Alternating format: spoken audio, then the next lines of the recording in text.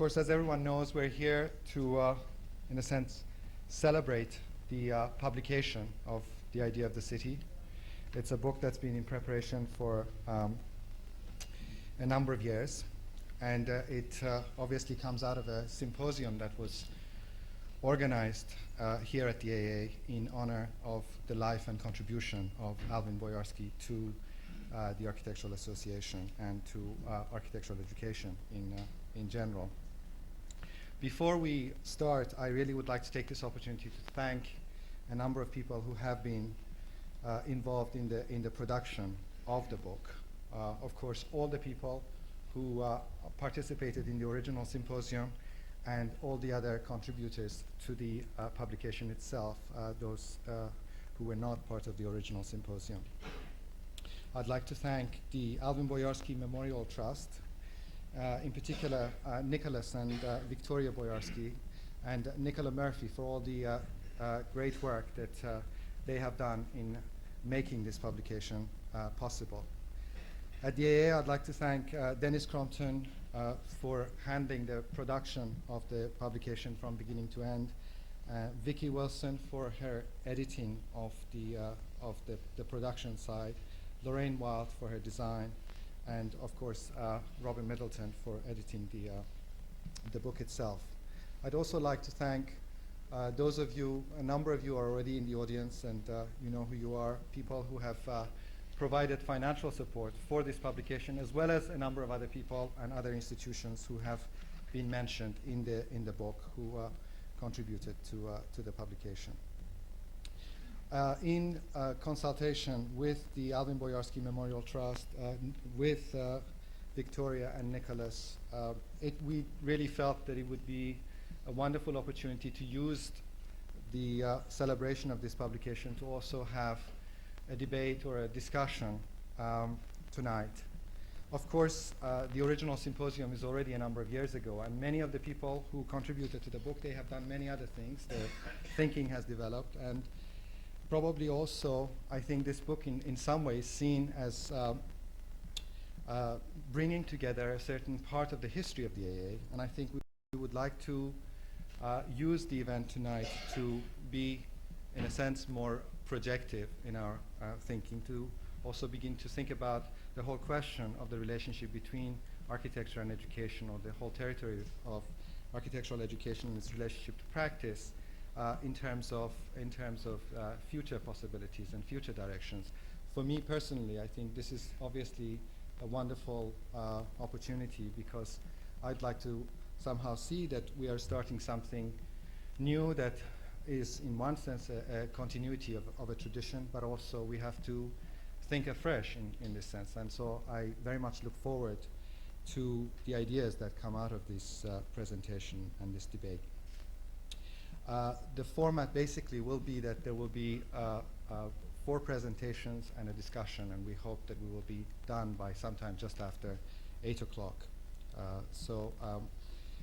Before I ask Nicholas to come and make a presentation, I'd also like to say that Robin Middleton has kindly agreed to be not only one of the presenters, but also the moderator of this event. So would you please join me in welcoming Nicolas Boyarsky, who will make a brief presentation. Thank you.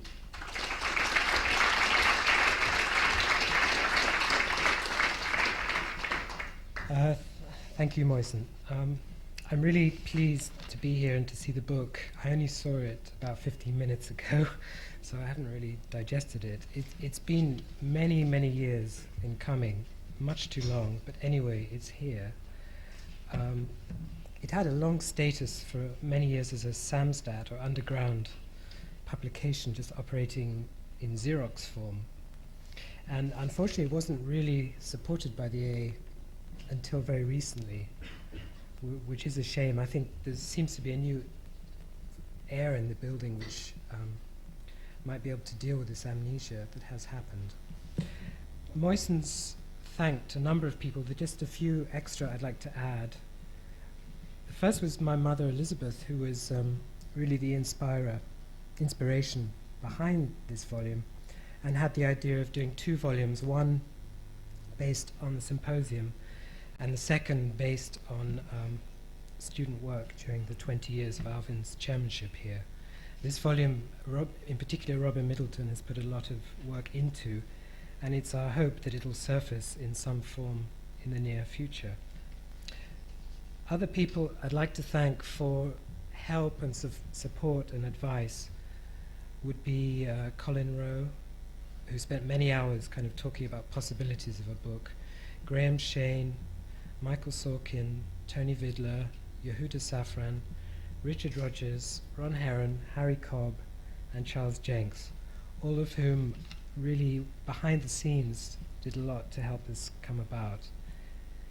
The people who gave substantial grants, we owe a lot of thanks to. They would be Carter Manny of the Graham Foundation of Chicago, Phyllis Lambert of the CCA, Canadian Centre of Architecture, Montreal, H. Takahashi, Rick Mather, and Andrew Scoons of the Building Centre. And I'd like to thank Moisen for giving the green light, enabling this book to come out and this event tonight to take place. Now, the theme is really education. Now, Alvin, I'm going to talk about Alvin a bit, which seems fair enough. He was certainly interested in education, but not really in practice. So the title of this symposium is Education Practice, and I think he would more be interested in education. And I'm not really sure he was interested in education in itself. He was more interested in taking an architectural idea to the edge, to taking it to an extreme, and seeing where it could go. And I think that's probably his contribution at the AA, was to live, work, and take the AA to this edge. And I think perhaps one contribution tonight might be to consider this notion of danger or risk that comes from freeing a situation of ordinary controls, academic, administrative controls, and then allowing a culture to take place. So after much thought, I've decided to conclude or open this event with a quote of a conversation that Alvin had with Rodrigo Pérez Gómez in 1983, which I hope might help open the conversation. It's called Anti-Curriculum. I've always felt that curriculum is a horrific thing. It's a rigid pattern. It's done and other people have to carry it out, and they walk around in each other's shoes like dead men. This has a stultifying effect on the teachers, and after a while teaching becomes really automatic. And it seems to me that students respond with a low level of energy as a result. The opposite of this is a kind of anarchy, which I believe in wholeheartedly. The best definition of anarchy is that people are responsible for their own welfare and their own progress through society and life with a minimum of hindrance. I'm an anarchist, in a sense, which is that you set up a situation which is well serviced and you provide a platform for teachers. The teachers work out their own script, their own activities, their propositions, their own problems. Teachers quite often produce open-ended situations. This is the kind of anarchy which I think is healthy. It's not a destructive anarchy. People don't throw bombs at each other, but it is a sort of anarchy where individuals contribute to the sum of the activity of the work in the school, and everybody is inventing all the time. This is from 1983. It's often stated that the work of the AA changes every 3 or 4 years and looks entirely different. I don't see it that way. I see incremental change all the time. It's a cast of characters. It's a development of the individual teachers. It's a development of the individual students. From my point of view, it can be corrected by adding somebody who believes in this or who does that. So although it's volatile and self-correcting and has its own energy, it's also in a way manipulable. I can manipulate it just a little bit by adding something or someone. I think that's the basis of the anti-curriculum. Thank you.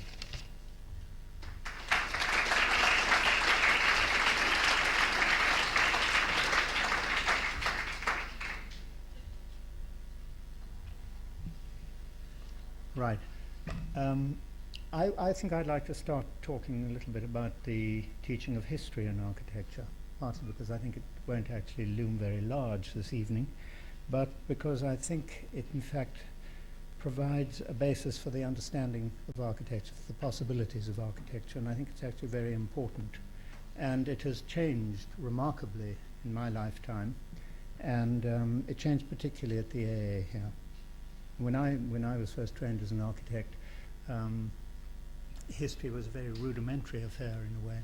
I went to a school of architecture which had been sustained on the ideals of Le Corbusier and things like that. Rex Martinson set up a history in which one focused entirely, in fact the Corbusian model, one focused entirely on ancient Greece and on the Italian Renaissance. And unfortunately one had no first-hand contact with any real architecture, so this was mediated through Bannister Fletcher. I hope none of you know what Bannister Fletcher means, but it is a way of reducing all architecture to some miserable diagrams where the whole of Egypt can appear on one page in plan, section, elevation, and some details of the lotus column at the same time. And that doesn't take one very far at all. But luckily, there were people like Rudolf Wittkower, who, not meaning in a sense to interfere in a way with architecture in any way at all, he wrote a book called Architectural Principles in the Age of Humanism. And suddenly, architects actually struck a chord somewhere with architects, and particularly with people like Colin Rowe, who, whatever one might think in reading some of Colin Rowe's essays today and whatever critique one might make of them, he changed the whole way of thinking, the whole way of thinking about architecture itself and architecture in relation to architecture in the past. He offered a whole way of looking at a building as well. And that actually was an extraordinary moment of change in the way history might affect architectural training. At the AA, when I came and started operating in general studies, it was a moment where what Nicolas has referred to as Alvin encouraging risk. It wasn't just a question of encouraging risk, it in fact was opening out all possible range of choice. And I think choice is a very important aspect of the whole teaching here, both in general studies then and in the unit system, whereby one had to have too much. The whole premise, if you look at the old events lists, if they exist anymore, there was far too much happening. There were sort of 3 lectures every night like this, with people flown in and out and one thing and another and up in the bar and whatnot. But, and a lot of the time nobody knew what was going on. Had no notion of who was in town or what they were or why they were standing up here at a platform like that. Partly because, in fact, there was not very much of a common culture, there was a sudden diversity. There were too many new people in London in a way, and nobody quite knew how to situate them, where to place them in a way.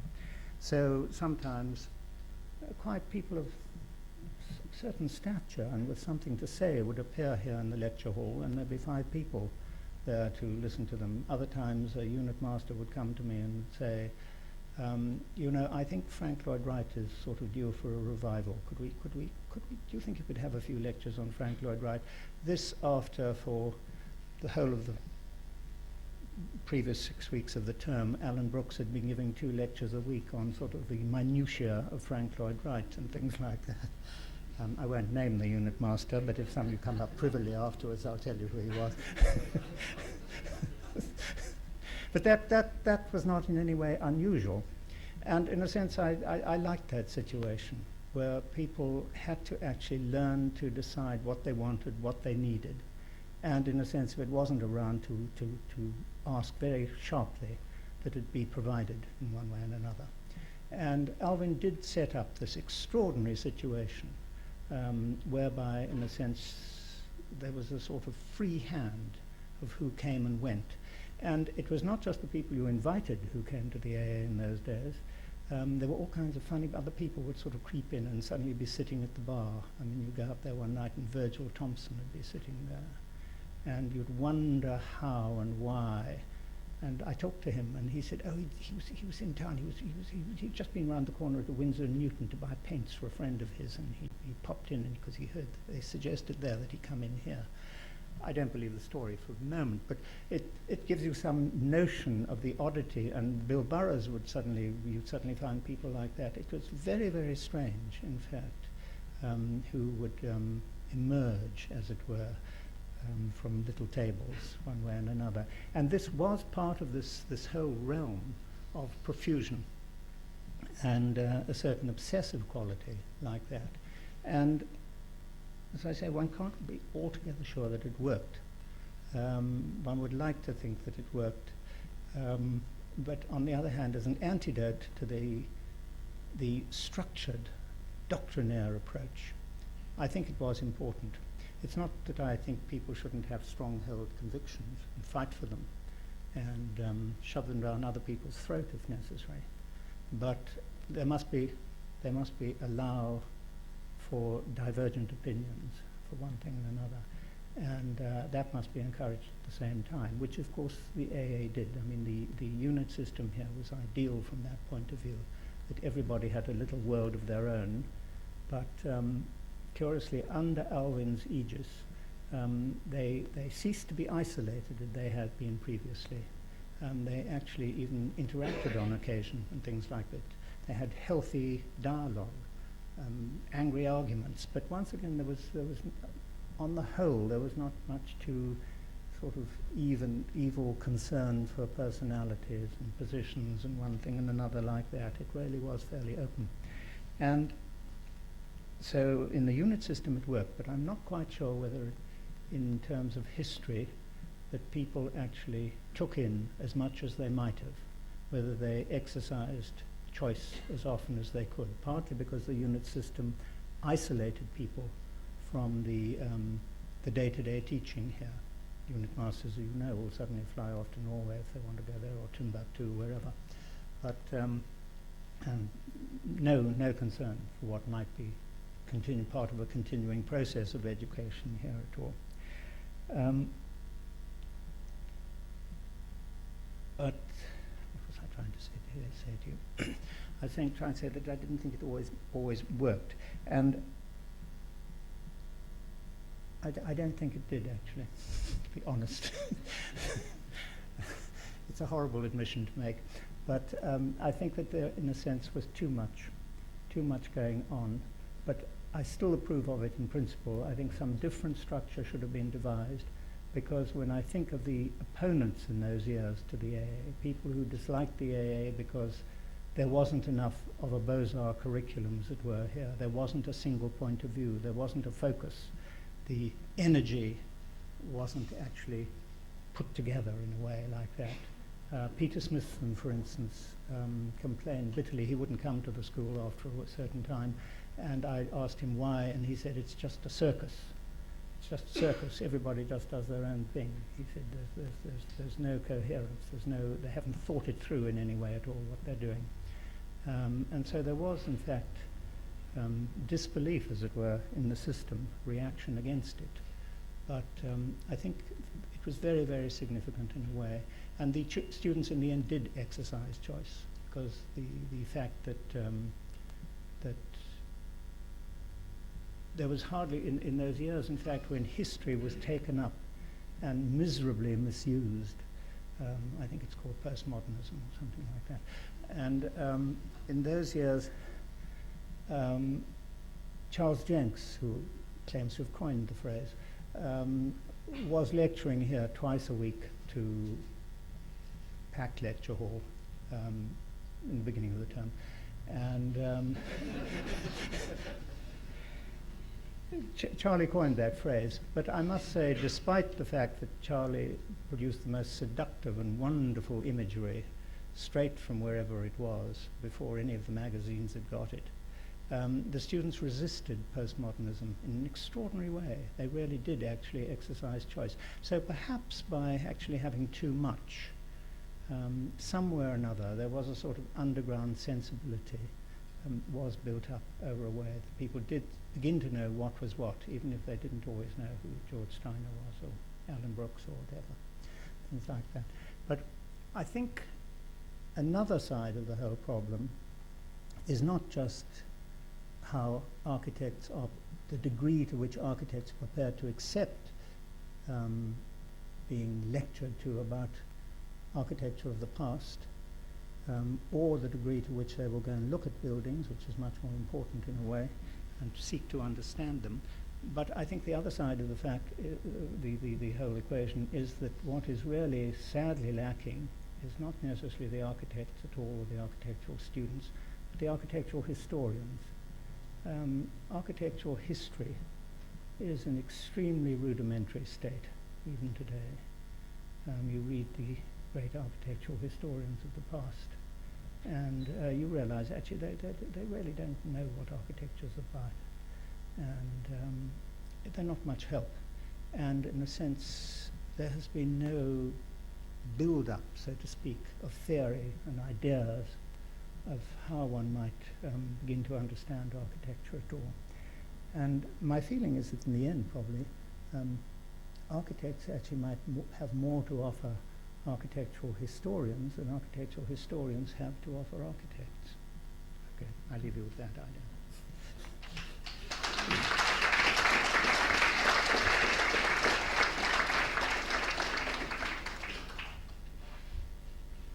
Okay, I've been off stage, now come on again.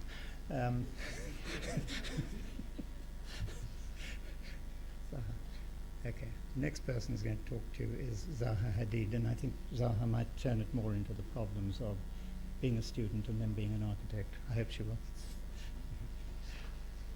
I'll sit here.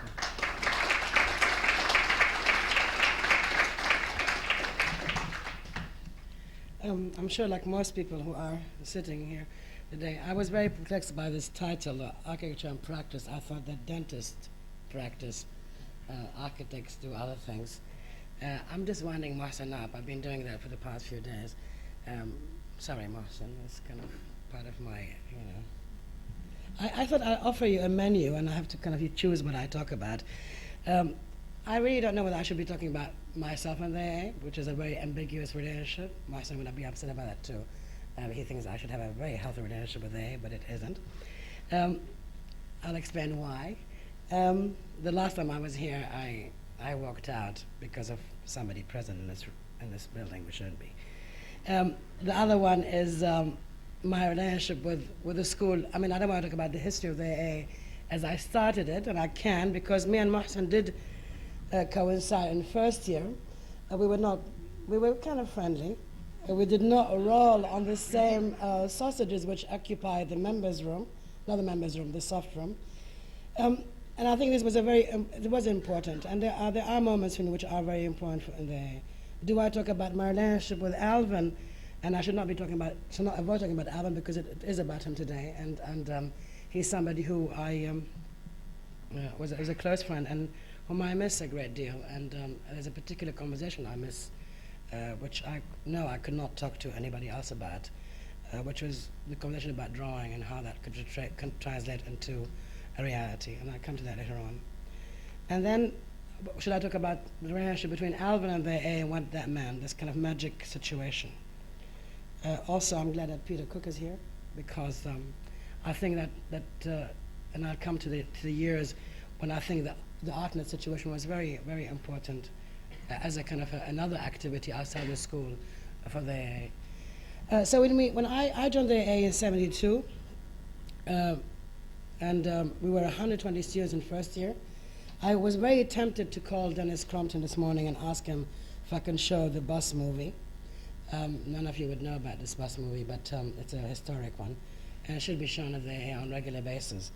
There was this idea that if you come into a school, if you are confronted with continuous chaos, you learn something. And I was very, really wary about that at the time. And so many of us revolted against this idea. We had, I could just explain, we had 4 cycles. They were not called units. They were called cycles, like a period. The cycles were, one was to do the bus. One was to, I don't know, mess around somewhere in Camden. One was messing with Tony William. and one was going to Wales. Looking at that kind of the 4 cycles, we all indulged in doing furniture for some other activity than sitting on. Then we cleaned, me and Rodney Place, who will be coming here next week, cleaned a warehouse for about 2 weeks to understand the kind of the pleasures of sound. And none of us knew how to draw, of course. The idea of drawing was really a taboo, you know. It was completely, we joined the school at a point that it was anti-design, it was anti-architecture, it was anti-drawing, it was about other things. Then the bus story, and I will cut it very short, but I think it is important. I'm not sure who was doing it, Mark Fisher. There was a group of students who were doing the bus. They bought a bus, they put it in pieces, they put it in Ching's Yard, decided that this is a mission bus. That way they inflated, they put inflatables to it with bedrooms or whatever. And eventually they will roam the countryside and kind of extend the mission of the AA to other places. This coincided with kind of urban farming, obviously. Anyway, to cut that story very short, the bus, after welding it and cutting it and slicing it, sounds familiar, I'm sure, to some of you who've been in the AA for the past 3-4 years. Of course, you've been slicing other things, not the bus. But the bus was sliced, and to the point where when they decided to actually move it from Ching's Yard to the street to go on its mission, it kind of collapsed on the kind of weight of its welding. So it kind of just completely disintegrated. Then we were supposed to go to Wales, and of course the Welsh group disappeared into some hedonistic corner, never to be seen again. And so I thought, I'm not going to go to Wales. There's no way in hell. So I will end up in Wales. And I didn't know, that was not because anything about Cardiff. So we, some of us, decided to revolt, to go to Alvin, who did not know us from Joe, and say, we want to design buildings. He thought that was ridiculous. Graham Shane thought that was ridiculous, who was my first cycle tutor. And anyway, they provided us with a space in Earlham Street because we were not to be part of the school, and we were then, with Don Genasi, and that was a very interesting moment because it was the first moment.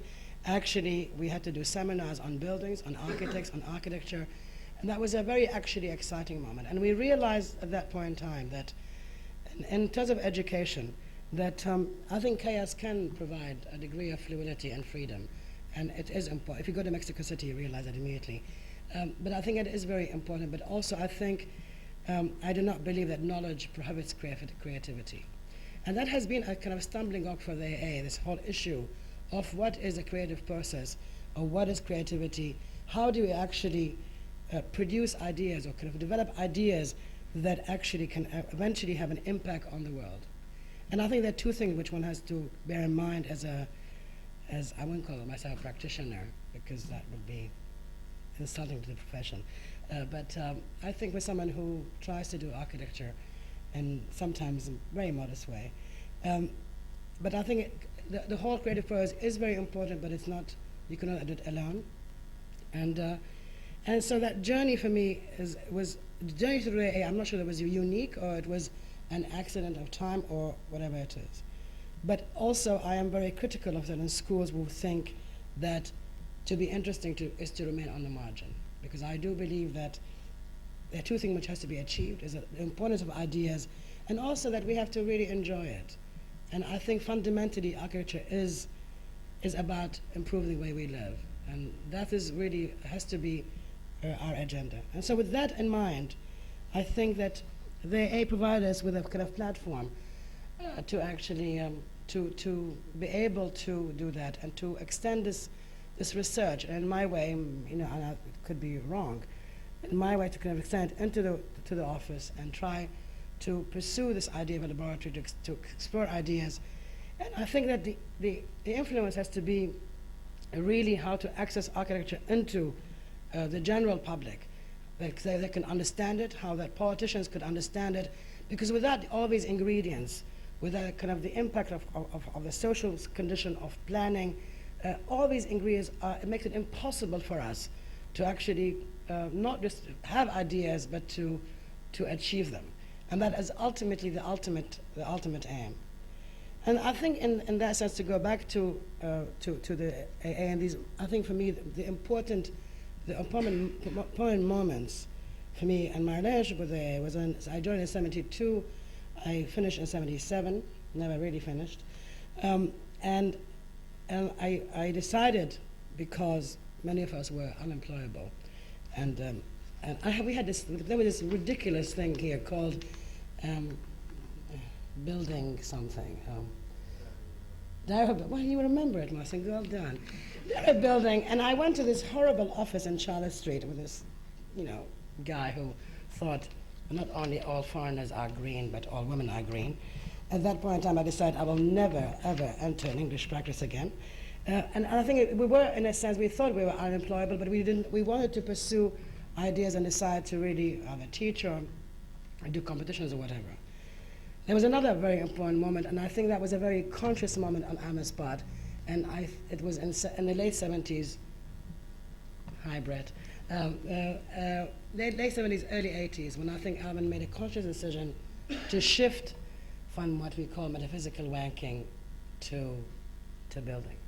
And that was not very obvious, but it was a very deliberate shift, and I think in the way he supported it in that way.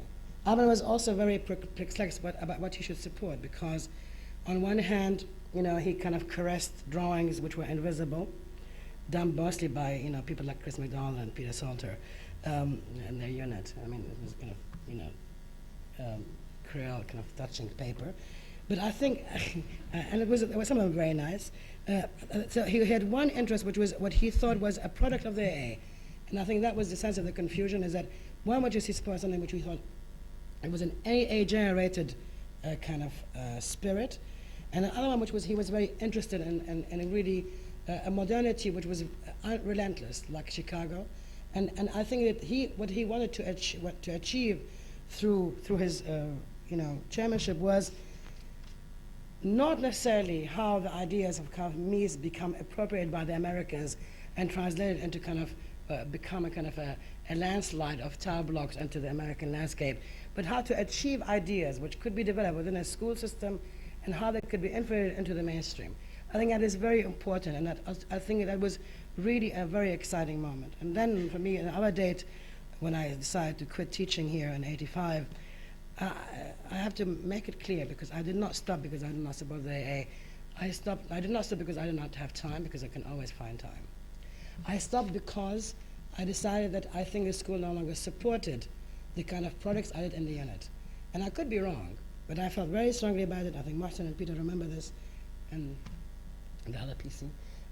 That I think that was, for me it was very sad to stop teaching, because I've always been interested in teaching, because I thought that teaching is a reciprocal activity, but you learn through it. So these are for me important dates. Beyond that, I have been extremely critical of the AA and other schools, because I think they avoid and I can't say what is going on right now, because, and I'll wait for 2 weeks to state this, but I've been very critical because I felt that you cannot really indulge only in things which an observation is not a project. It is one layer of a project. History courses are not a project, or it's not the most, it is one layer of a project. And I think this layering process which the AA could have in a very kind of dynamic way, I don't want to use a Peter Salter word, organic way. I used to tease him about that word too, but I think that is only possible within a certain bound in certain places. And I think it is possible in the school.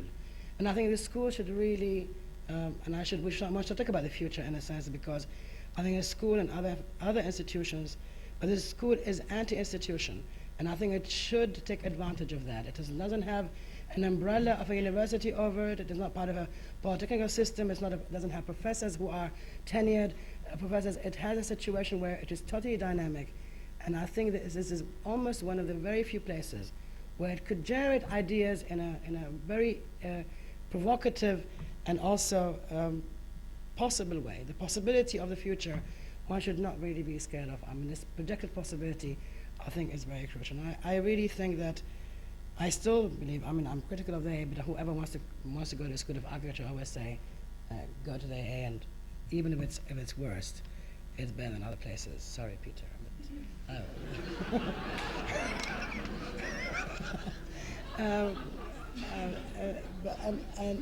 I think it's also important that I'm not trying to kind of now pamper Peter Cook, but I think it is very important that in a place like London there are more than one institution which is at the center.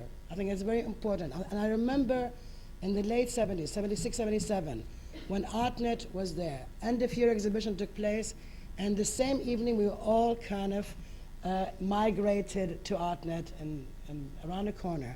And that was very important that another institution would actually invite people, which the AA sometimes did not, was not. I mean, Alvin did have a kind of a certain skepticism about certain people.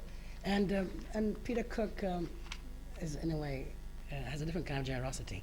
And I think that was very important, that there was this kind of two situations we can actually escape from here. This kind of escape from the AA was very crucial, that we were not always bound to the AA. The history courses. Where is Robin? Oh, here. I have to confess, I never did a paper in the AA. I mean, it's embarrassing. But, and I will not go into that totally. And I actually, in hindsight, I think it was important. And it never really kind of gelled, because it was never intertwined with the units. I mean, we talked about for many times about how you can do that. But I think it does not prohibit students from actually going to the library and reading about something. It does not prohibit people to go to a lecture and reading something. You can eventually decide what you like and you don't like. I really disagree that I don't think knowledge prohibits creativity whatsoever. And there's a point when if you don't know something, you might as well, hide in a kind of in an incubator permanently. I mean, I don't think it works like that. So at this, so I think that I obviously would like to give the school the support. I don't know what, and I am interested in the electronic age, and I don't know how that would interfere and how it would influence the way we think. I think the school also could be, could actually take advantage of that situation. And my skepticism about the kind of the digital moment and electronic age is how we can use that to actually generate ideas, how we can use it. I know John Fraser is trying to do that, but I think that how we can actually, this school could really, in a way, operate to kind of take advantage of that situation, because that, I think, in that sense, education is at a crossroads. It will have an impact on the way we do projects. And I think if we can think at this moment in time how we can actually combine all these things together and proceed, further the situation forward, would be very exciting. And just as I finish, I was telling Nicolas yesterday, in 1976, I did the Milevich project. I decided to land it on the Hungerford Bridge. It was a habitable bridge. And I think it's ironic, interesting, that 20 years later, to the date, 76, 96, there are actually two competitions in London, one for a habitable bridge and one for redoing Hungerford Bridge. And I think if it takes 20 years for any particular idea to become actually acceptable by the state, by the planners, is that too long, or is it okay? Does it take 20 years? Or how does the AA actually how can the AA actually play a vital role into shortening that period and making it possible? On that, ciao, ciao.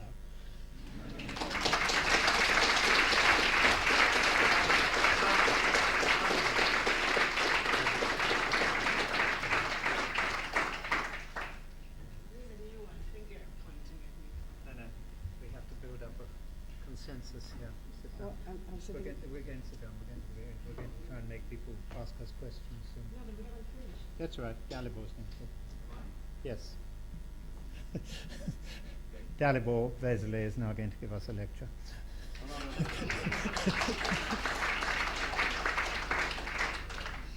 Well, it was not meant to be. I don't know what will be the sort of sequence, and the information I got from Moise, some fragment of something. Can I smoke? What do you have done? Sorry. Yeah. Can I smoke? I want to be killed like I did yesterday. Next to me, you are welcome. I smoke as well if I can. Anyway, the suggestion was to say whatever is relevant about the time between then and now, what has happened since then, what we have done.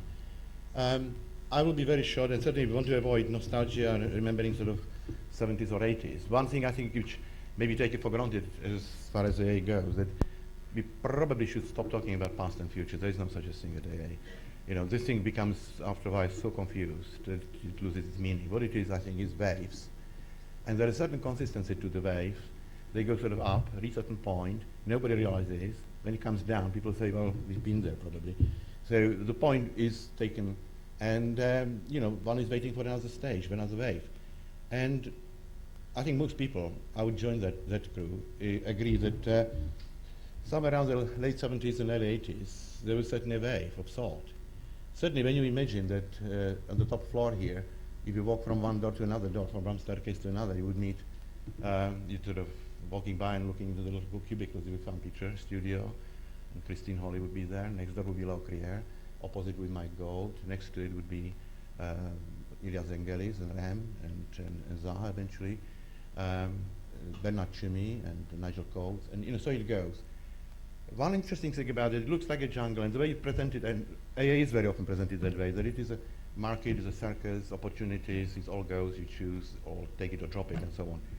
I think it's much more fascinating AA in a way, and it's only kind of retrospective when sort of thinking about certain Alvin's pronouncement, you know, what he really meant, what he was after. I still don't understand what he was after, but I begin to kind of feel that, you know, there's kind of point where one gets some light on it. He was not really into anarchy. The anarchy is a crazy word. You know, Zaha tried, you know, it's anarchy, but it's a different kind of anarchy. We would have to say Alvin's anarchy or something like that, I don't know. Sort of, yes. And I think the interesting thing is that what he meant actually was a kind of anarchy which would raise the adrenaline and would sort of shake the ground and so on. But when it starts happening, it would sort of crystallize into something very different. I remember even kind of a casual conversation with Peter Cook, when he would suddenly, to my surprise, actually say, you know what? It's all fine, but literacy is very crucial, you know. And I said, why is he telling me that? You know, it maybe that's crucial. I haven't thought about it, but I think he's dead right.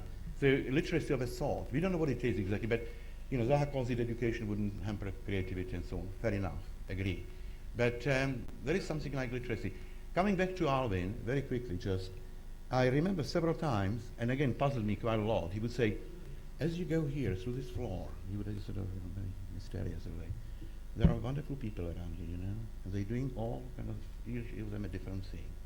It's not just a drawing, you know, you could occasionally find interesting, sometimes crap, but on the whole, that's all it is about. What it is about is the, and he stopped and he would say, it's the culture that goes with it, you know. And he couldn't say what it means, but he meant something quite kind of interesting. There's a kind of culture.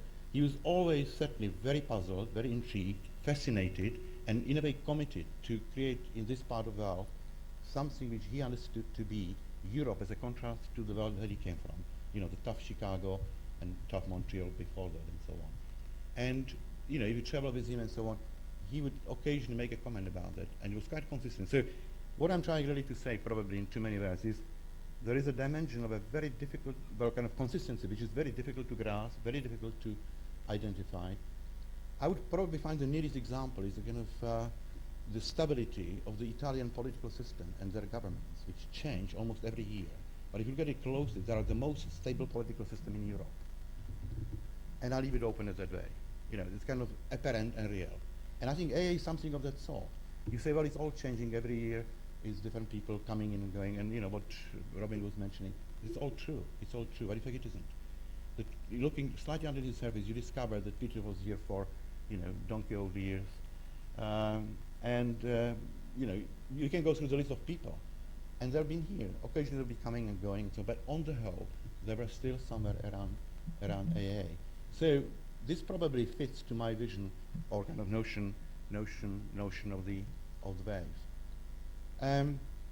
I must admit that I can either stop here, say a few more words. You know, we can travel into reminiscences and so on, or we can do something different, which I can try to cut down into very short message, 5 minutes, 6 minutes, or something like that.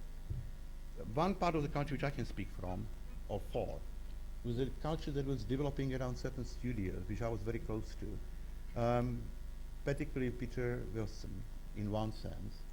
Another sense, it was very much people like, and I'm saying people like, not just him himself. He was himself, but there was more to it. It was Danny Libeskin, who was, one of the people around who you never fully understood, and he wanted to make it clear that you never will. And succeeded brilliantly. I think that's one of his strongest elements, that he would be so bloody good in making it at its edge impenetrable. And that's really what creates a ground for a wonderful dialogue and creative partnership. So we used to teach for a year together. It was quite a difficult time. And then he ran his studios himself. So he was part of the scene somewhere in the back of the building and so on. Again, 76. So we are moving to late 70s here. But Daniel Libeskin would be kind of agent provocateur on one side, and then someone like Peter Wilson would be the person who doesn't say very much. But if you watch very carefully what he was doing, there was always second layer under everything he was doing. And if I can use the word, if it doesn't sound sort of strange to use the word today, kind of very wonderful piece of poetry. And the kind of poetic moment in the work is something which I do put my heart in, and I put my life into quite a bit. Because, we're dealing with something which moves beyond the superficiality and sometimes stupidity and superficiality and stupidity of aesthetics and so on. Games that you can play. Anybody who's got average intelligence can do it. And at that point, I would just touch on something which I find very, very, very hot, and in the next few years is going to be for all of us, I think, the most prominent sort of issue to deal with. You can call it whatever you like. On one side, virtual possibilities, simulations, digital, informational kind of civilization, etc. There's a territory full of opportunities and possibilities which we gently sort of picking up and using and so on, but throwing back away. On the other side, there is a territory which we just simply have inherited because of our friends and because of people we've been working with and collaborate with, and that's our own, if I can use the word, culture. The poetry, unfortunately, is not given for granted. You cannot buy it on the street. It's somewhere in between. It is the kind of gray zone in between. And if I can call it very simply again, half sentence, it is a business, a question of mediation between those two. How you can, in an intelligent way, in an imaginative and poetic way, come to terms with what is available around and what is sort of coming, as it were, moving into the room in which we are.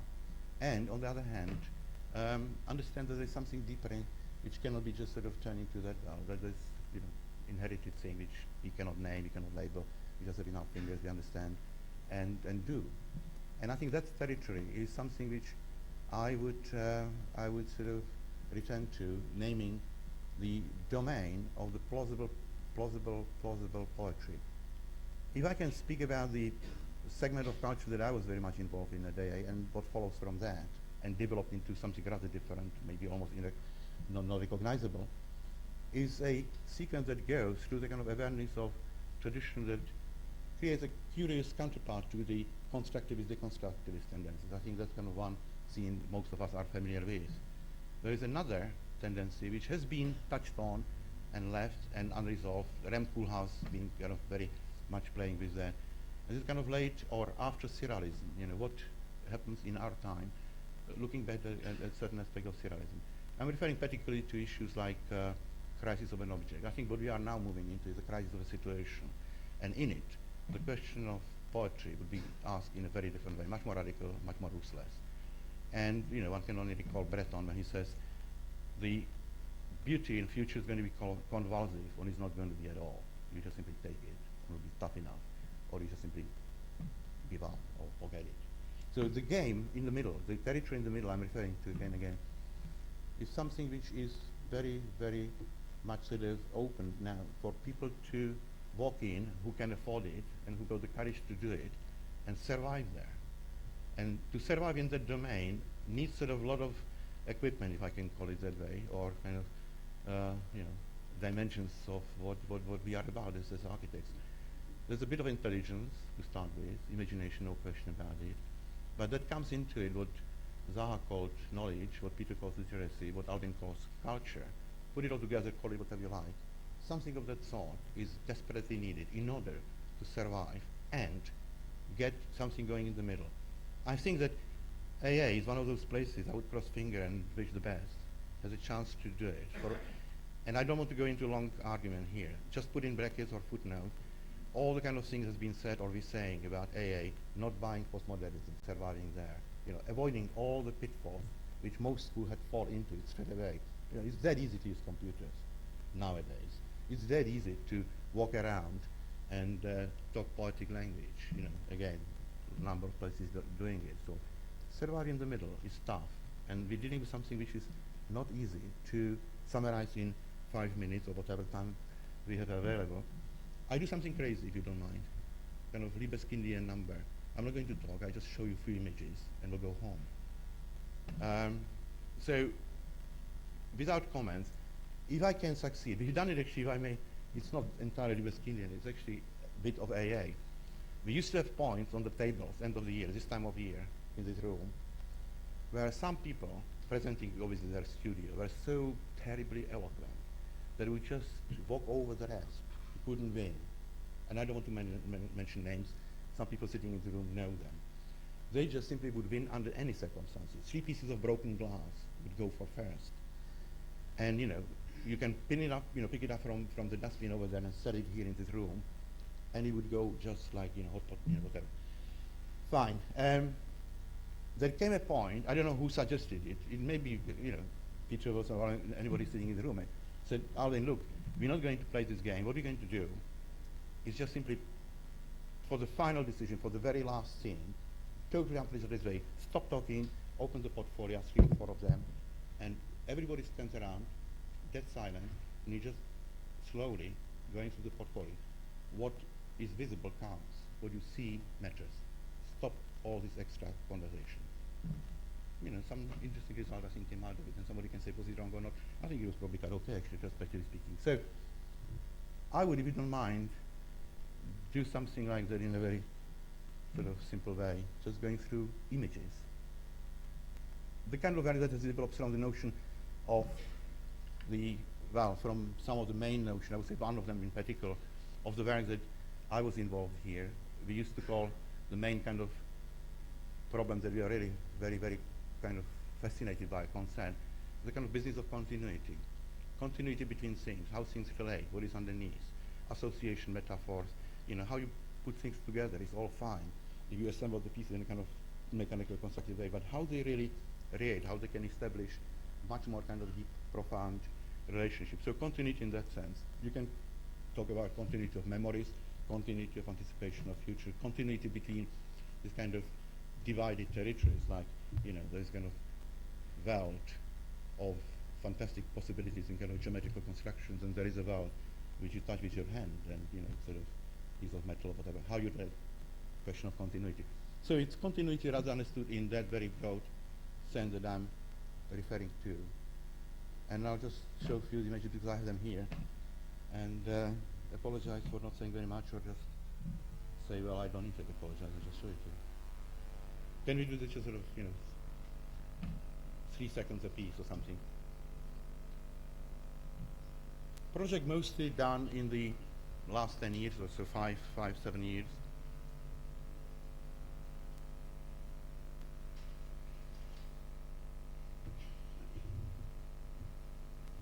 Next one.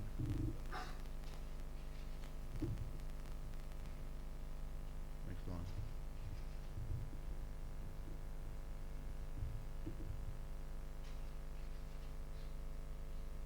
Next.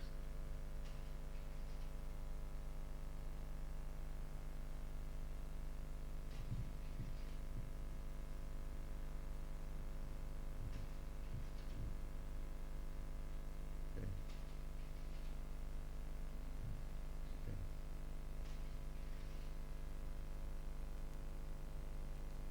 Okay.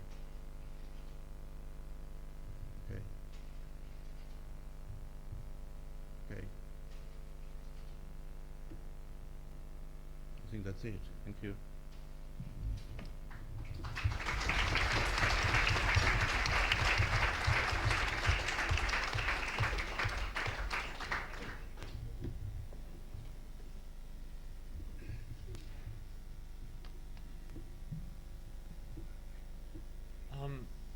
when Morrison invited me to come tonight, I got the idea that I was here as a practitioner. I'm not sure whether I can fit the role completely. I was going to start my talk tonight with a quote from Mies, but I think before I do that, I'd have to quote or reiterate something Zaha said, which I thought was fantastic. I think it's the whole issue we all face today in terms of the direction of education. It's not just about having ideas, it's about achieving them. I think Zaha said there in one sentence what I've got 5 pages here trying to say. I think in terms of Alvin, we're all obviously here because there is an AA family. Just to be in this room, we are either partakers or inheritors of that family tradition. It's obviously very nostalgic for us all to meet here again and hear each other's words. A little bit of nostalgia maybe to start with. Myself and Nigel, also in the front row, we are perhaps test tube babies. We were the first ever diploma year who studied under Alvin's unit system, which is now, I think we graduated 23 years ago.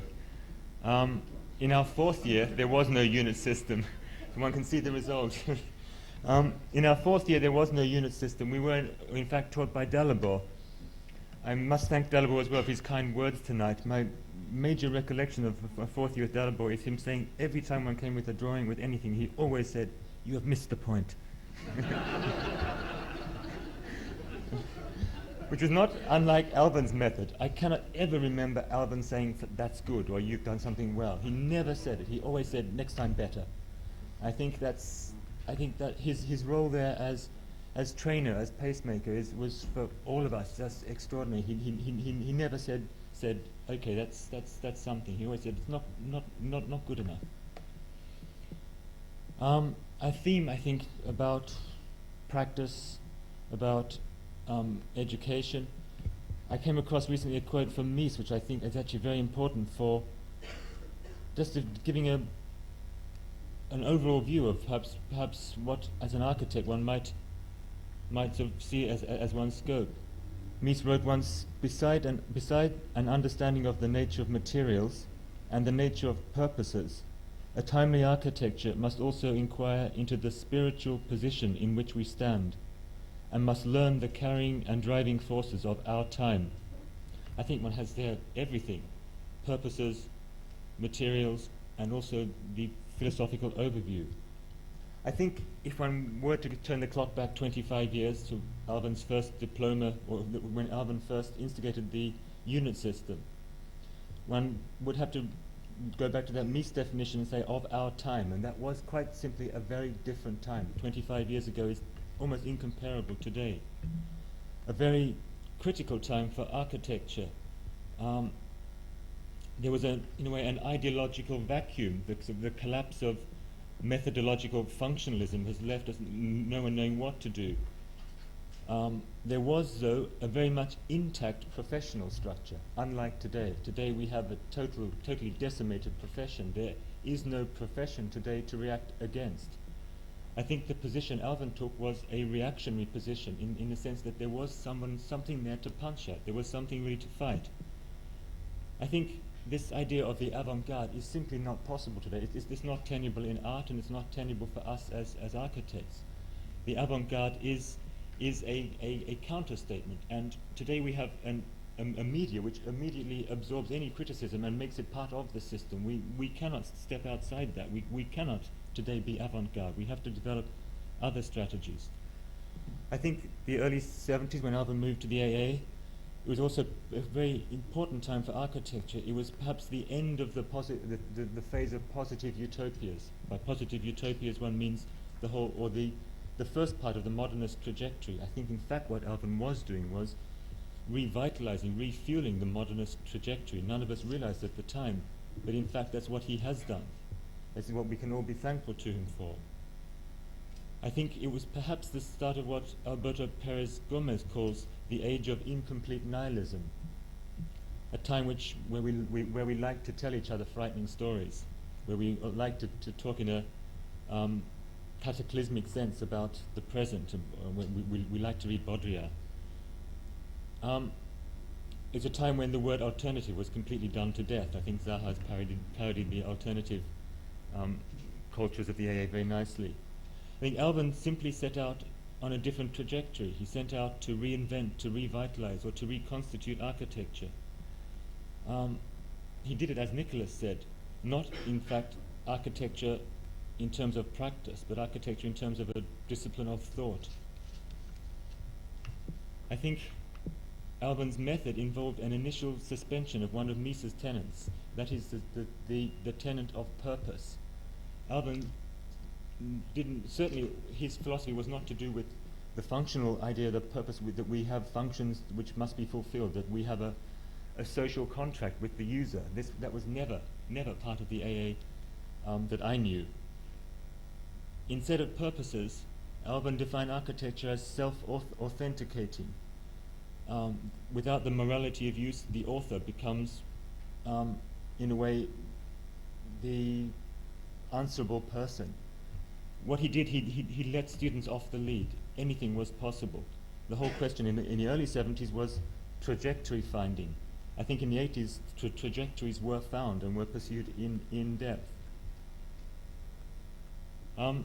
This is perhaps just some thoughts about then, Mises' definition having to do with the driving forces of our time or that time.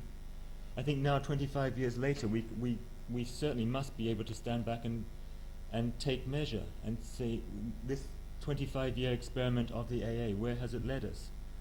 I think the whole architectural horizon today is completely colored by the experiments which Alvin instigated at that time. If one lists maybe some successes, I want to get a bit more critical later, but if one does list some successes, there are across the world a list of buildings which just wouldn't be there if Alvin hadn't brought certain people together at the AA. There's a Grand Projet in Paris, there's an extra large building in Lille, there's a library in Münster, or a town hall in Reykjavik, or lots of small wonders in Japan, a fire station in Vitraland. There are innumerable other buildings, and if one does, in a very traditional sense, measure architecture on what is built, there are these high points. There's also an attitude to architecture which has been propagated, or which originated perhaps at the AA, which is now almost ubiquitous. I think the AA cannot claim it anymore. It now belongs to the culture of architecture. The second way of perhaps looking at success is to look at students. If I personally look at my own students, I'm actually not sure whether I have been a successful teacher at the AA. I think I trained a lot of very good teachers. There are ex-students of mine teaching now at SciArc, at the Technical University in Berlin, at the ETH in Zurich, AA unit masters, heads of Kingston, or heads of the architecture faculty in my own home city of Melbourne, so snakes biting their own tail. I think the AA produces fantastic teachers, but I must say, and I think it is an indictment of myself and of everybody else who has ever taught at the AA, I simply have not seen one building by any of my students which really excites me, and I think that is an enormous failure.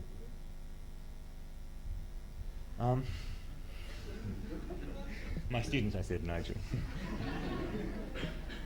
I think success number 3 is maybe Alvin's invention, the unit system. And I think in terms of architectural invention, the unit system has been an unmitigated success. Alvin developed this culture of conflict, this idea of people being answerable for themselves. The unit system, or the whole AA method of teaching, it no longer belongs to the AA. One sees it in Peter's School in the Bartlett, one sees it in the Belago, one sees it in Columbia, one sees it again in Melbourne. We get people applying to our office for jobs in Germany who are doing sort of poetic drawings similar to the ones Dalibor showed, who actually learnt to do poetic drawings in Leeds. And I was stunned that there were poets in Leeds when this student came to our office. But I think the AA system has infiltrated everywhere. I think the definition of the architecture school as a field of experiment, as a laboratory, this is now the definition of architecture schools everywhere. When Alvin started doing the AA as a laboratory, other architecture schools, or there were polytechnics. There are no polytechnics in England anymore. I think one laboratory is very important. It gives measure to everything else. But when everybody's doing scientific experiments, one starts wondering, actually, who knows how to keep the rain out?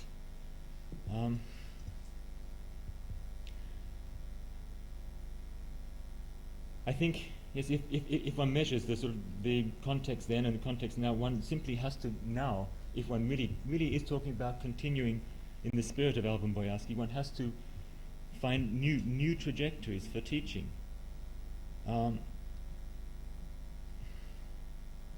I think one has to perhaps abandon the idea of the avant-garde, question also the idea of infinite invention. I think the discipline of architecture is something one doesn't start always from scratch. I think Robin's view of history is very important there. I think one has to look at England now, the context of England. If one can locate the AA in England, perhaps it should be more located on a world market. I think there simply is no profession to react against in England. I think there's perhaps building is conditioned by the market or by heritage nervousness. There's simply a whole field there that we as architects should go out with and inform. We have the duty to inform those who don't know what architecture is, not to close the shutters and not to continue our hermetic games, our glass bead games. I think, in a way, I must stand on my role here as practitioner. I think, in the end, if one is going to do it and not just think it, one has to get out there and practice. One doesn't say practice is wonderful. It's most of the time it's absolutely bloody. It's really quite painful. But I think one has to enter the field, or the game is lost. I saw recently in Germany a statistic that in Germany, a country where they build like crazy, only 3% of people who study architecture actually get to build their own designs. I think one must really then call into question the idea of all architecture schools as fields of experiment. We simply are not all going to be great genius designers. In my office, we employ mostly people from the local polytechnic who can draw very good straight lines. Not from any lack of faithfulness from the AA, but just simply there is a simple technique to architecture which one mustn't forget. We do have one ex-Harvard student in our office, but we put a sock in her mouth most of the time so we can get on and draw.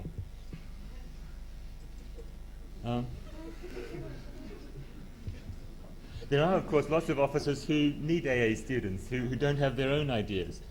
But I think one comes back there maybe to a quote from Corbusier where he said the architect is an acrobat and not a clown.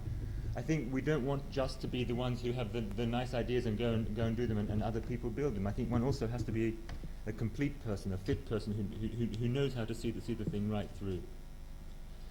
If one does, I think the questions of today are quite clear. I mean, most of the people in this room are probably better aware of them than I am. I sort of sit like this most of the time today. I think Dalibor hinted at some of them, the questions of the virtual world, but the computer is just a machine. There are perhaps new spaces one will invent from it. This is a question. There is the question simply, just quite absolutely simply, of what one sees when one rides on a train or drives in a car, the physical environment, which is changing quicker than any of us can keep up with. Since I've left England 8 years ago, I read recently there are twice as many cars on the road.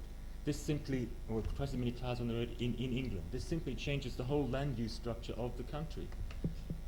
If we don't study things like this in a serious way, I think we've again lost the game.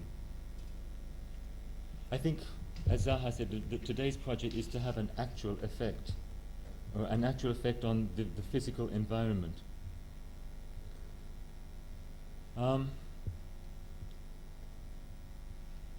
I think today's radical trajectory is perhaps also to do simple things well. This is easily said. I think I'm very pleased to see the sort of influences Morrison is bringing forward at the AA. Architects like Kazuo Sejima or Peter Zumthor, I think these are very good pointers for a school of architecture. I think, as maybe Zaha also said, the question is today is not to ignore the physical. I think architecture has something which philosophy, which art, which a lot of other disciplines covered. That is that in the end it is physical, it is tactile, it is haptic.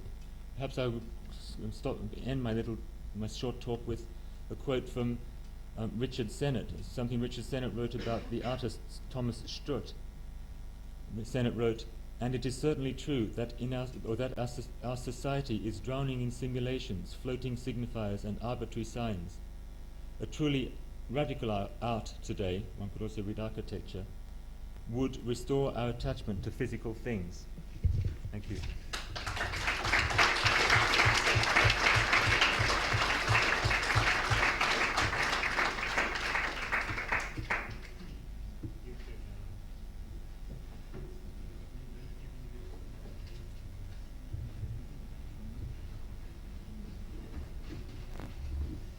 Right, well, what I'd like to encourage you all to do is to attack us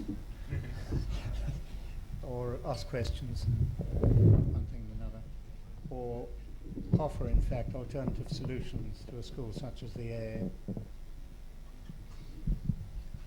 No comers.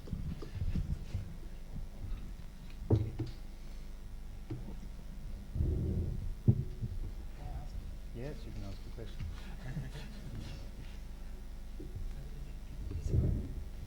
No, I'm more curious or interested to find out more about what the people who teach here, who are unfortunately not present on this panel, but how do they perceive of what they're doing physically at the school, or what do they think about the situation? Because I think it's a bit awkward for me, particularly that I'm not really involved in the school, that I would talk about education, but I'm interested to hear more about from people who are teaching here, they are here,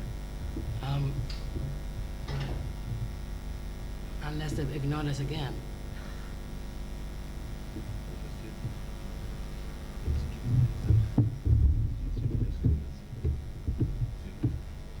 See, once upon a time, students entered an architectural school, and on the whole they didn't intend to become architects. I can remember that. And I wonder now whether people really want to become an architect. A lot of people did it as an alternative, in a sense, because most university education gave you no visual understanding at all. And it was entirely words. And it gave you a very limited grasp of the world around you in a way. And so architecture provided a completely different world, particularly if you felt you weren't wildly creative. In other words, you weren't going to take up painting or pottery or whatever it was. Architecture actually gave you not only a visual education, but gave you some intellectual grasp of what that was about. And that was one of the reasons for an architectural education, but I don't know. I mean, Peter talks about none of his students ever really having made it in the world of architecture, and that seems to me totally consistent with the aims and the intentions of what architectural schools were once upon a time. Well, somebody said very nicely, I think he sits in this room, that that's coming from state, at least that's a vision of thing, that you know, the kind of A, B, and C type of students in schools nowadays, the A's, most of them end up in teaching, the B seem to be working for the C.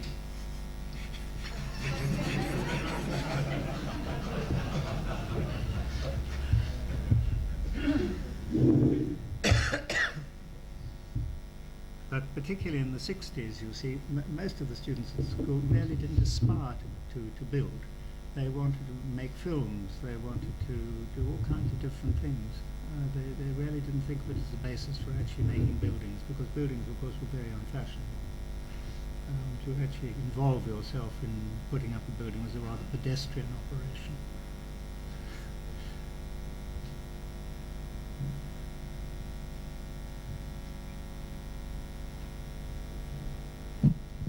And hence the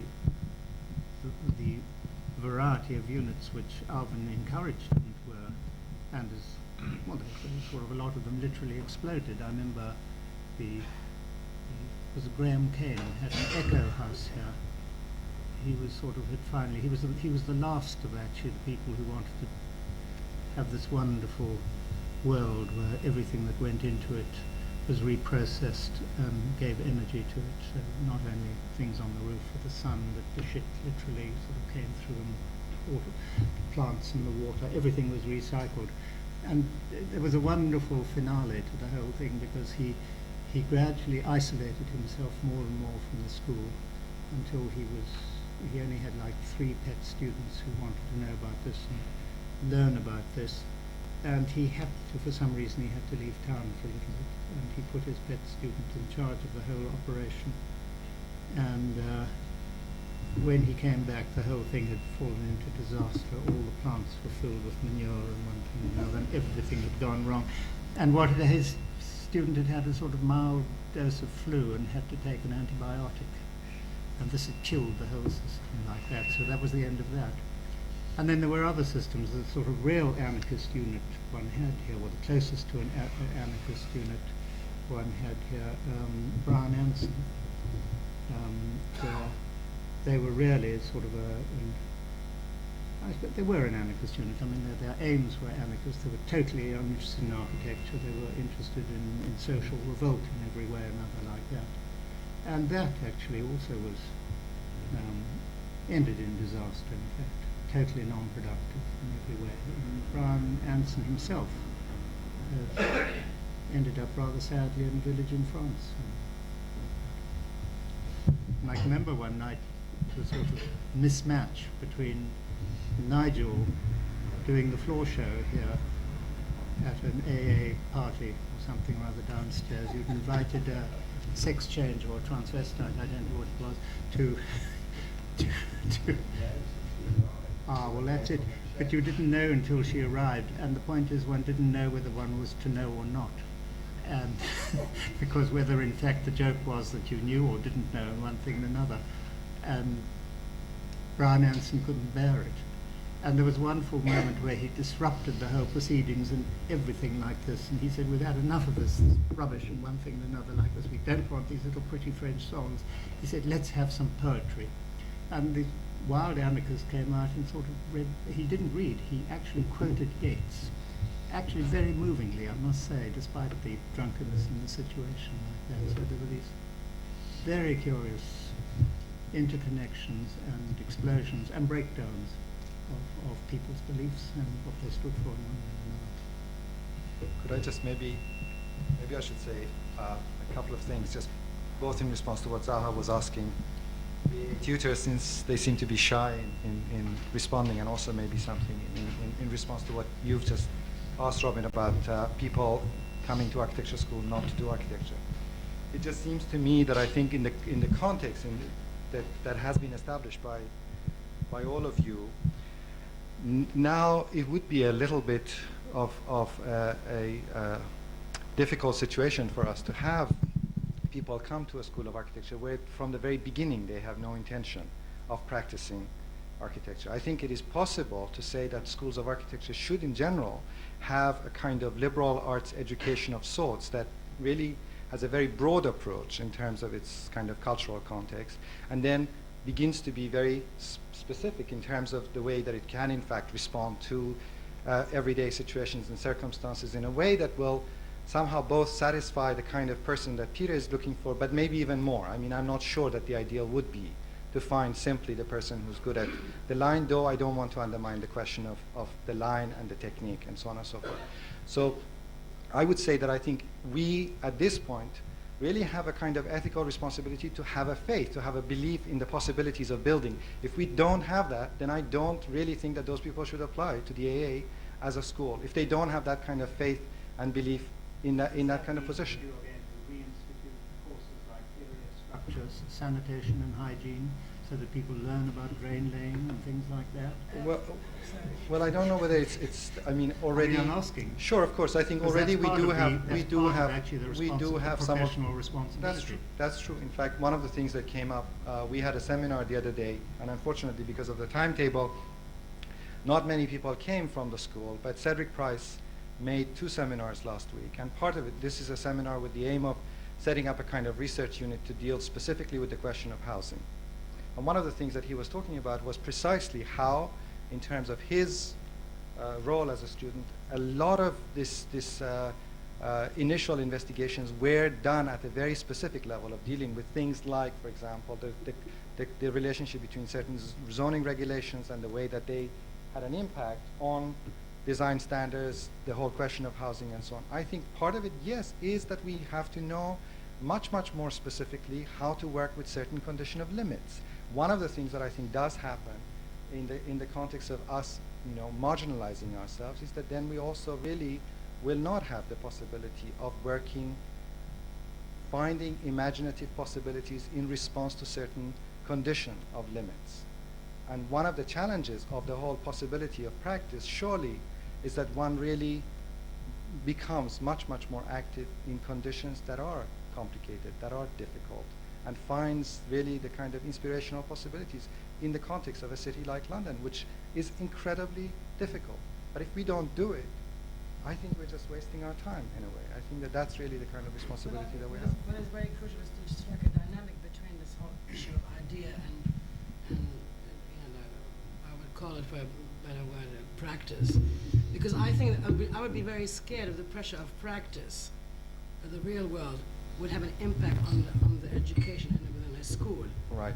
But just to clarify, I think that would really lead to banality. I agree. I think the title ideal practice has to be understood it has to be understood in terms of a kind of wider context. It does not mean the juxtaposition of theory and practice or architecture and practice. It means the possibility of practicing in terms of the word action. Because if you are not involved ethically in the possibilities of acting as a practice itself, then I think you cannot, that's precisely when you're marginalizing yourself. So I think the word practice just means it's in the same way that, practice what you preach in that sense of being responsible and being involved in a kind of more active mode, right? And simply the word practice as something that they do versus what we do. What we do is also practice. I always find that apathy is a wonderful spur to education, actually, not just activity. This business of practice, am I on? This business of practice surely doesn't have to exclude experiment. I mean, I think a lot of what we would have tried to teach here would be to anticipate the realization of something, whether that's a set of drawings or an actual building, which in some way tested your ability to be able to put the ideas that you first came with through to that final statement. And if the unit system had any fundamental quality, I think it was its ability to reflect architectural culture at the time. So when it was formed, is it fair, Peter, to say that as a follow-on to the enthusiasm of Archigram, there were an extraordinary number of talented people that were in London at that time? And in actual fact, that Alvin was quite opportunistic about the fact that there were all these people here who could in some way be harnessed into architectural education, and that there could in fact be a seamless connection between education and what people were thinking about out there. Now, admittedly, the Archigram field wasn't necessarily one that was at the forefront of building, but then who the hell was at the time? I remember as a student that there was no focus that you made on offices outside here, because they were all fuddy-duddy. They were all somehow in another world. We didn't, as students, aspire to work for certain architects during the holidays or when we've completed. I didn't actually have a job for 2 years. I was on the dole, worked for an AV company, did all sorts of other things. But there was no office I wanted to work. It didn't even occur to me. It meant working in an agency. So, in other words, what one was doing at the time was a reflection of architectural practice, and at least within that cultural field at the time. Now things are somewhat different, and I think it's much easier for young architects to actually be taken on and to actually build small things, whether they're inside buildings, outside, whatever. Many younger people are now able to build. And wouldn't it be fair to say that the AA unit system during Alvin's period here continued to reflect, absorb, and to push back out to the outside world what the nature of architectural culture was in this country? So during the 80s, some teachers started to build There were more people actually going all over the world and making things. We were in a time when there was a culture of making and doing and building. And the avant-garde, if that was the right word, the people who were experimenting actually were able to express that through artifacts or architectural objects. It was the time of kind of salvage furniture and all that. It was possible for anyone to do it, and it didn't smell bad. It was an okay thing to do. I just, well, I think that in the position that we're in now, I think it's important that we don't forget that experiment is somehow to be learnt to harness with actually making physical environments. They're not two things. You can't divide them. You can't say that the AA is engaged with experiment in the old 70s, 60s sense, and that then you go out there and practice. Surely we're looking for an exchange between the two. And if I've got any worry about the way AA culture has developed, it seems to me that it has tended to lose a connection with not the practice outside, but the culture of the city in general, what actually happens in it, what people in London are thinking about, what people in the wider community of Britain are thinking about, and a kind of political attention to the visual and lifestyle cultures and the actualities of what happen outside, which I think could be material for experiment.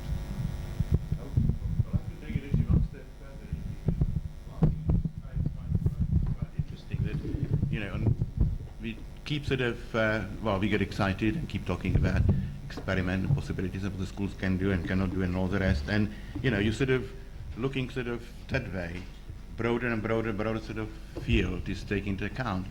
Suddenly there's a point where it comes to the kind of end of the year and you go to the so-called real well and so on. Then you, Peter, bye. Then you suddenly start looking as if, just like that, in a minute, opposite direction. What I'm really touching on is, how strange it is that, everybody seems to be conscious, and rightly so, of course. There are just too many people for too few things to do, interesting and worthwhile images. And yet, there are whole areas which are in incredible demand. They are. Doesn't matter, crisis, no crisis, recession, no recession, doesn't matter. There are areas of landscape, interior design, the whole broad, incredibly complicated notion of design, which mostly actually is in hands of better architects, if you look at it more closely. So when you say profession, I always say, which one? Architects, which one? The one which RIBA sort of represents? Well, that's just little, narrow territory. There are more to it. And I don't want to go into it further, but those fascinating territories where architects are nowadays in demand. It happened to old Lou Kahn. He got a letter, or whatever it was at that time possible to send quickly, from NASA to join a team of people. He makes a very quick phone call and says, you must be, wrong name. It's not me. I'm an architect. So, well, we know exactly who we're talking to. We want you. And they want to be involved in this one of the kind of critical stage of making one of the capsules, putting these things together in a way that none of the engineers, none of the scientists, none of the people who were responsible for design, called industrial design, could handle. And he did the job.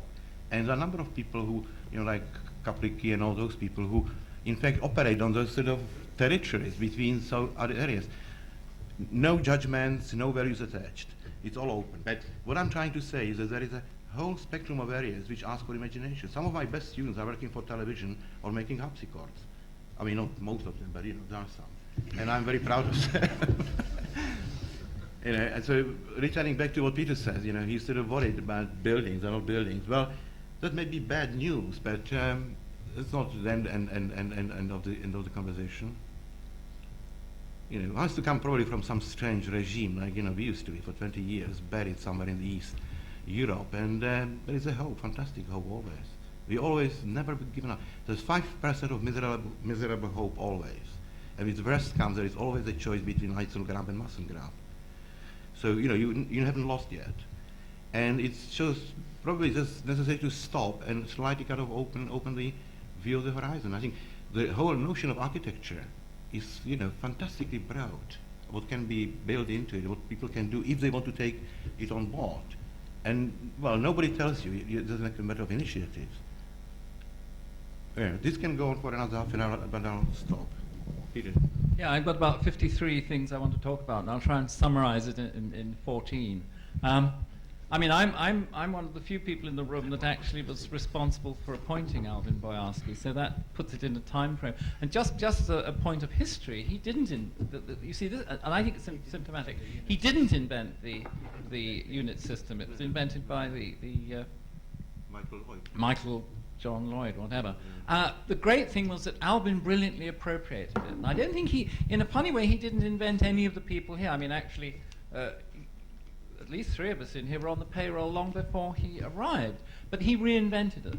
And I think the great, if one uses this bit of the nostalgic part of the evening, I think, given the subtitle of this evening of practice, Alvin would have used his favorite phrase, which he would use to me and others, which is, fuck's sake, come on.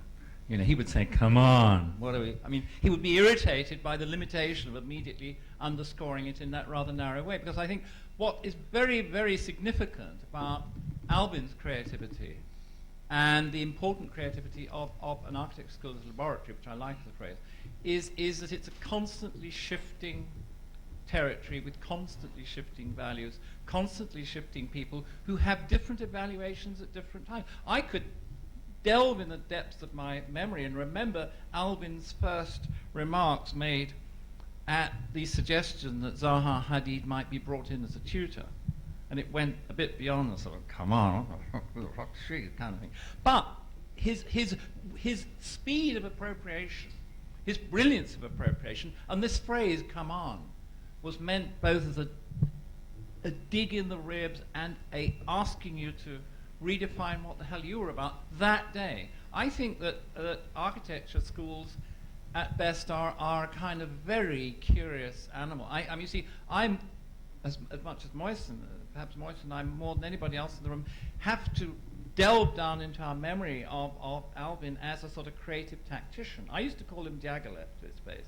And I think if one reads about the way in which Diaghilev would bring in a composer, and somebody could leap high in the air, and somebody could paint a backdrop and then get them sort of to some unsuspecting city to pay for it all. I mean, there are many parallels of the unlike with the unlike with the unlike, and the shifting thing. You know, Dalibor coming in as some kind of surrealist and going out, you know, influencing the English. I mean, probably Alvin, but interesting Freudian stuff. Dalibor's effect upon the English, I think, has been both in this place and perhaps more so in the other place, up in the Fens, has been fascinating to watch, because the English have that particular love of spookiness without total architectural commitment, which I think is exactly what Cambridge is about. And I find myself having borrowed, you see, I think the other very interesting thing to me, being a professional Inglesi, who spends most of their time cohabiting with non-Ingleses, is that actually the interesting thing about the A as it developed very rapidly under Alvin's aegis, and because of money and politics as well, was that it could easily be described as an aircraft